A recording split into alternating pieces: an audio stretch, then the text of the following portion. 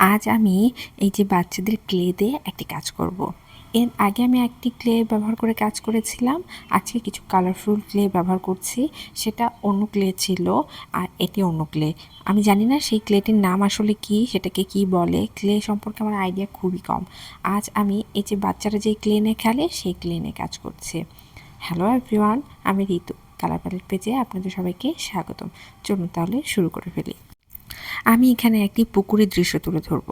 একটি পুকুরের মধ্যে কি কি থাকে, কিছু শ্যাওলা গাছ থাকে, কিছু পদ্ম ফুল থাকে, কিছু পদ্ম ফুলের পাতা থাকে, পানি থাকে, এই তো, তাই না? আজ আমি এইসবই কাজ নিয়ে চলে এলাম আপনাদের কাছে। এখানে আমি ওই যে শাপলা ফুলের যে পাতাগুলো রয়েছে সেই পাতাগুলোর কাজ করছি। এখানে আমি যে টিয়া কালারের ক্লেটা রয়েছে সেইটাতে করছি। প্রথমে আমি একটু রাউন্ড শেপ করে নিচ্ছি হাতের মধ্যে দিয়ে। এর আগে আমি কখনো করিনি, বললাম যে এটাই প্রথম, তাই আমি আমার মতন করে কাজটি করছি। আমি প্রথমে কয়েকটি পাতা করে নিয়েছি, সেগুলো আমি সাইডে রেখেছি। এখন আমি তৈরি করব একটি ব্যাঙ। পাতার মধ্যে একটি ব্যাঙ বসে রয়েছে, এরকমভাবে একটি কাজ করব। ব্যাঙটিও আমি সবুজ কালার দিয়েই করছি। ব্যাঙের যে শরীরটুকু রয়েছে সেটুকু আমি আগে রাউন্ড শেপ করে করে নিয়েছি। তারপর পায়ের যে অংশগুলো রয়েছে, থাই যেটাকে বলে, সেটা আমি করে নিয়েছি। এই যে দেখেন, ছোট ছোট করে আমি একেবারে করে নিলাম। দেখতে একটু কেমন লাগছে, তাই না?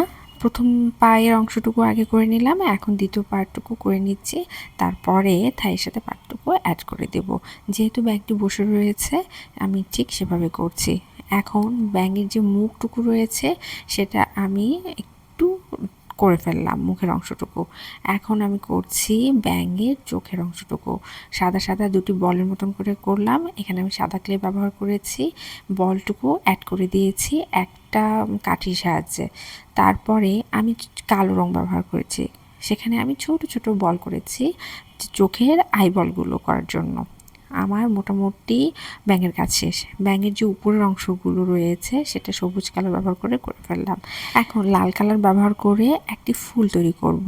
ছোট ছোট বল করে করে নিচ্ছি। এখানে মনে হয় 5টি বলের মতন করে নিয়েছি ছোট ছোট, দিয়ে সবগুলো অ্যাড করে একটি ফুলের মতন করে নিলাম।